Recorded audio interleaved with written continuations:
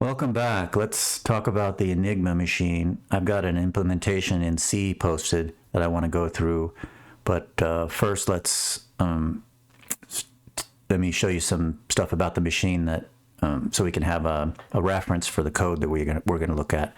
And I've already posted a couple of other videos that you should go watch if you haven't done so already. One video goes through the details of how the machine mechanically operates, and then there's another video from Numberphile that goes through all the machine settings and all the different permutations that are possible, basically explaining how big the key space is, which is enormous.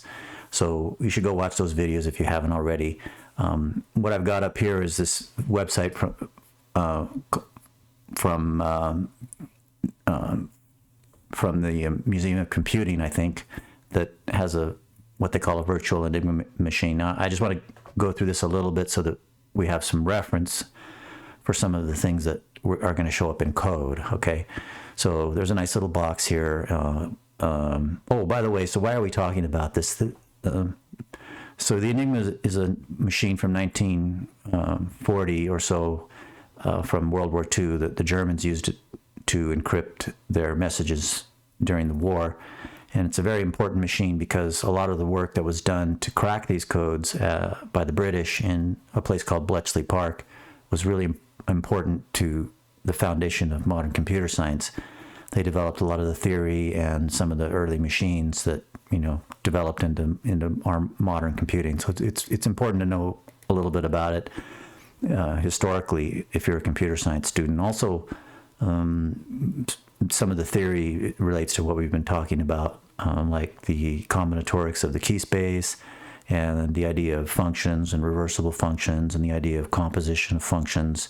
And also there's just some good code we get to play with modulo arithmetic and a lot of lookup tables and things. So it's just got a lot of good stuff in it. So yeah, let's look at this virtual Enigma thing. So you can send Morse code. Kind of cool. So the Enigma comes in this little box. You can open it up, and there's these. Let me turn it on here.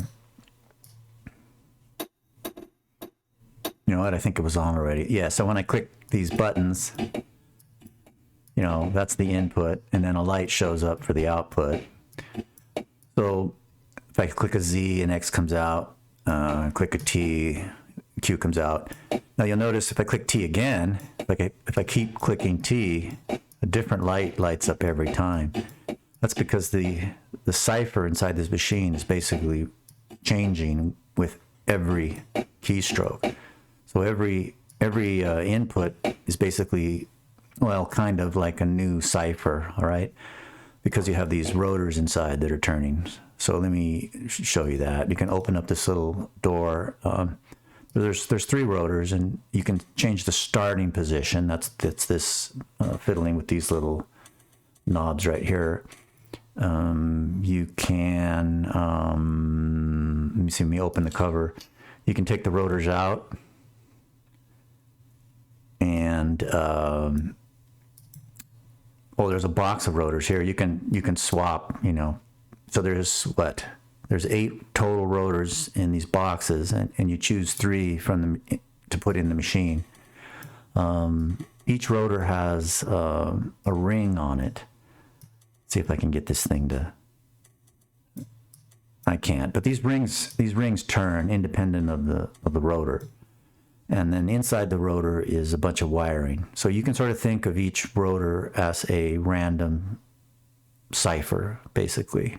The wires going through the rotor is kind of like a random mapping table. Okay, the ring around the outside, which rotates, I can't get it to do it right now, but it rotates. You can think of that as a Caesar cipher on top of the random cipher. Remember, a Caesar cipher is where you take the alphabet and you just shift it by some amount. So what they're doing is that they have these wires inside the rotors, and that acts like a random Caesar cipher. And then turning the ring around the outside here is like applying a shifting or a Caesar cipher on top of the random cipher. Okay, so you can kind of think of it that way. Then there's 3 rotors, and they can be rearranged, which this simulation does. I can't. Oh, there they go. Yeah, and you can rearrange them, and you can stick them back in the box. Close the lid and change the starting position. So there's 3 settings there. There's the sequence of the rotors that you picked, right? Which rotors you picked and the order that you put them in. That's one thing that you can change. Another thing that you can change is the starting position of each rotor, okay? And then the third thing you can change is the ring setting. You can rotate the ring. You know, these rings here, you can turn them about around the rotor. So that's 3 things that you can change there. Then we also have these plugs. So we can swap any 2 letters. So in here I've swapped E and T, or you can swap U and M. Okay, so you can do that with 10 pairs of letters. So those are the settings. Those are the key settings. And those key settings show up in this code book here, or this key sheet, I guess. So this was released every month. The German armies would get a new key sheet every month, and then every day of the month they would use these set of particular key settings for that month, or that day rather. Okay, so that's just some of the background basic stuff about the machine. Another website that's pretty cool is this Enigma emulator from crypty.com. Okay, it's set up with a certain plain text message and then the encrypted counterpart. And so this thing right here that starts with boot klar X by J Schnorr, it might look like an encrypted file, but it's actually just in German. So I guess if you don't speak German, it's kind of encrypted, but it's really the plain text file over here. And then this is the ciphertext equivalent. And we can set the rotors here. For example, so I can choose any any sequence of rotors. I can change their starting position of each rotor, and then I can rotate the rings around each rotor. All right, and then down in here is are the plug combinations. Like I could just swap A, B, I could swap C, D, etc. So when this thing first comes up, if I refresh, it comes up with a particular setting. And what I've done is I've written a program that comes up with these, that's initialized with these same settings here. So it will do the same encryption. I pretty much had to do that. I mean, I needed a reference for when I was writing my code, because there's basically no way I could have got the thing debugged without having some kind of reference. So this emulator was my reference. So like I was saying, this plain text is actually plain text. We could pull up Google Translate and stick it in there and see what happens.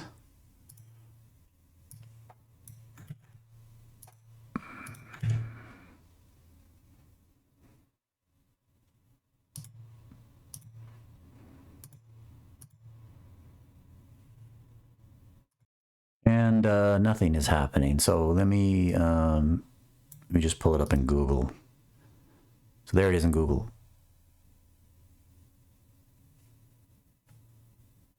Boat, clear, need glasses for more clear, good visibility, 2 foot rising. So it's not translating very well, but I think that's because this is some kind of abbreviated military speak. Like some of it is talking about the weather here, good visibility, rising, something 2'5", like maybe the surf or something. So the fact that they would send out these kinds of regular weather reports, that was actually a a vulnerability of it. That was something that the code breakers could use to crack this, the Enigma codes, because they would expect certain weather reports that would every morning that would start the same, so they could expect those patterns. Okay, so yeah, so I've got my own version of this thing. Let's pull that up. Here it is. So first, let me just kind of go through this thing.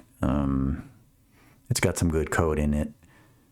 So these are the wiring tables. You can sort of think of each one of these as a random substitution cipher. I mean, I use the word random. That doesn't mean that they're changing all the time, but what I mean by random is that they determine this mapping just by sort of randomly picking, what goes where. There's no pattern to it. Okay, those are the mapping, the wires for each of the rotors. I think I used the variable W. Yeah, here they are. So I just use W for wires. So like this is the mapping for rotor 1. So for example, if you come in rotor 1 on B, you'll come out on a 10, and the 10 is a K. If you come in on A, you'll come out on 4, which is an E. So okay, so that's the rotors. Then at the very end of the rotors is something called a reflector, which is just another wiring mapping. So I used a U for that, which is what the German word for reflector starts with U. So that's the reflector. It's another wire mapping. Then the key values that you need to fiddle with are in here. So the order of the rotors, I used an array called O. So if we're starting with rotor 6, rotor 1, and rotor 3, and these are 0-based indexes, so you have to subtract 1. Yeah. So this is the rotor order. Okay, and then the rings that you can turn, right? Remember, each rotor has a ring around it. So these 3 numbers are the ring offset, basically how far we're sliding the the input and output along. How much we're doing a sliding Caesar cipher style offset on the ring, and then lastly the step position. That's you can turn these rotors manually when you set it up. So initially you set up the 3 rotors with a starting position, or you might want to call it the step position, but I think that's what I called it, because that step is a good word, because these rotors they turn like an odometer, right? Every time you press a key, the first rotor turns, and then when that first rotor makes a complete rotation, the next rotor will turn once, and then when that second rotor makes a complete rotation, the third rotor will turn. So it's kind of like an odometer does. So that's the step position, which initially you can set. So you could also call it the start position, but it does change as the machine is running. Okay, then lastly I got the plugs. Okay, so right now I have it set up. If you come in on A, you'll get an A will come out. If you come in on B, a 16 will come out, which is actually the Q. And if you come in on Q, a 1 will come out, which is actually a B. So basically B and Q are swapped. Okay, and there's other pairs that are swapped in there. So this setting in here is the key settings, all right in here. That's all that you have to mess with, really, is those key settings. Okay, but what I'd like you to do is kind of go through this code and read it, and at least read it once through and kind of get an understanding of how it works. So this fill inverses function, I'm basically generating the inverse mappings for when the data is going back through the rotors, right? It goes one way through the rotors, and then it hits the reflector, they call it, and then comes the other way through the rotors. So we need inverse tables. So I'm generating those programmatically here. I had to do a special modulus because the regular mod library, the mod from the C library it treats negative values a little differently than most calculators do. And it turns out we need the kind of mod that calculators do. So I wrote my own version of that. Here's the guts of the encrypting function. We get a character in, and then we get a character out. And I've got a section here where I'm determining which rotors move. I'm doing the odometer thing, right? I'm figuring out who's going to move, and I actually do the moving. And then this is the encryption. It's just a bunch of lookups through these lookup tables, taking into account the position of the rotors, the ring position, and the order of the rotors. It's all in there, but I mean, that's what it looks like. You come in through the plugs first. You go through 3 rotors determined by this O variable. Well, the order of the rotors is determined by the O variable. The position of each rotor is the S variable. The R is the ring offset of each rotor. So you go through those 3 rotors here, then you go through the reflector, then you go back through the rotors. So I'm using WI, the inverse wire map, the inverse mappings. Then you go through the plugs one more time. That's the heart of the Enigma simulation right there. Okay, then the main driver program, I'm just using a file to read the input. And I'm writing the input to a file, but I'm also dumping it to the screen with some spaces every 5 letters just to make it a little bit readable. So if I run this thing, it opens up a file. This file right here, which I'm just going to call bootclar, which is the file that comes up on the Enigma emulator. So if I get these things kind of close together,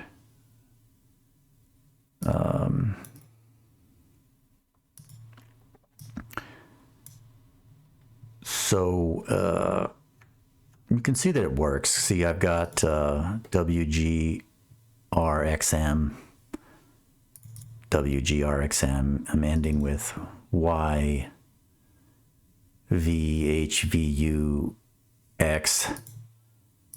Okay, so it works. It works because I'm using the same input, this bootclar German, and I'm getting out the same output. Okay, and the settings, the key settings have to be the same, and they are. Let's kind of go through that. So I've got the rotor order. That's 5, 1, 3. That's I'm sorry, it's 6, 1, 3. 6, 1, 3. So I'm using 0-based indexes, so that becomes 5, 0, 2. Okay, then I've got the initial positions are 1, 16, 1, 17, 12. So once again with 0 indexing, that's 0, 16, 11. And then the ring positions. Remember those sliding rings on each of the rotors? Is 1, 1, 1. So with the 0 offset, that's 0, 0, 0. Then the plugs are BQ, CR, etc. BQ, for example, would be here. So if you come in on a B, you're coming out on 16, which is a Q. And if you come in on 16, you come out on a 1, which is B. So B and Q are swapped. Similar for C and R, which are 2 and 17 respectively. Those are swapped. All right, so it has the same key settings, and so when I run it, it'll it'll produce the same output. Okay, you may be thinking, what do you need to do? Well, all I want you to do is understand this thing enough to where you can make some changes to the keys. At least do that. So there's a file posted that has all the key values. I've taken a piece of that here. So let's imagine it's 22nd April 1940, and we're the German army, and we have this code book here, and it's April 22nd. So our keys for April 22nd are, we're going to use rotors 4, 2, and 1 in this order, 4, 2, 1. Then we're going to turn the rings on each of the rotors. We're going to turn the first rotor T, we're going to turn the ring around and T times, I guess. And then second rotor, we're going to turn it R times. Third rotor, we're going to turn it K times. We're going to stick those rotors in the machine and set their initial position so we can see the letters S, F, X. Okay, that's the Grundstellung initial rotor positions. And then we've got these plugs, right? We're swapping B and N, D and U, J and I, OK, all that. Okay, those are their Steckerverbindungen, German for plugs. Okay, so I've done the translation here to my code. Well, first from Roman numerals, 4, 2, 1 becomes, well, in zero based, it's 310. Okay, TR and K become 19, 20, and 10. And you can use this mapping down here to kind of help you. T is 17, T is 19, T is 19, R is 17, K is it's 10. Those are the ring positions, which show up in here.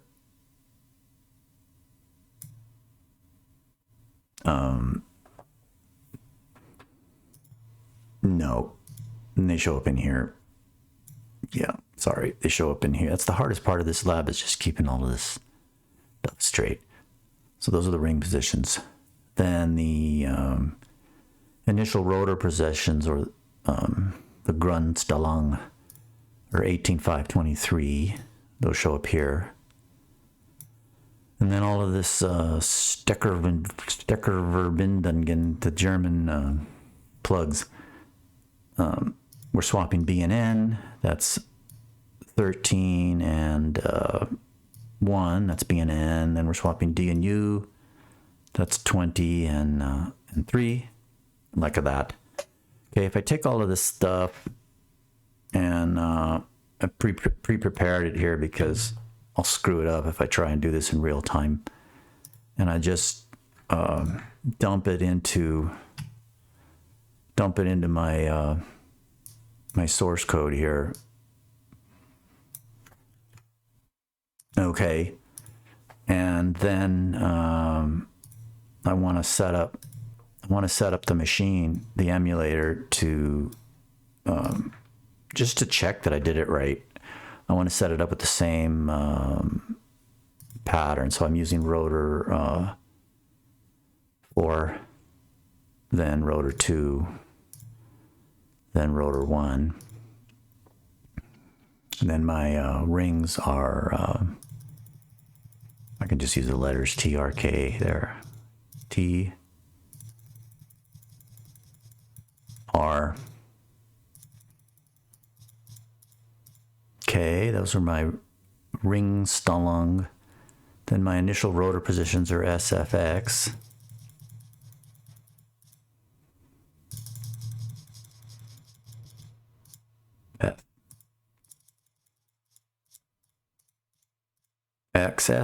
SFX TRK 412.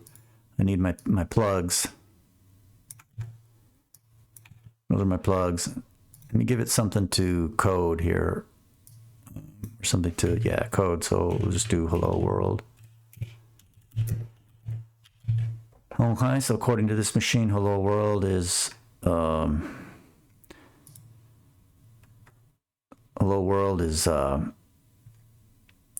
physics, FZXZZ IBES. That's what it is. So let me just put that in my input file here that the program reads from, and save it, and then cross my fingers and run it. Do I get physics? Oh my gosh, it worked. Love it.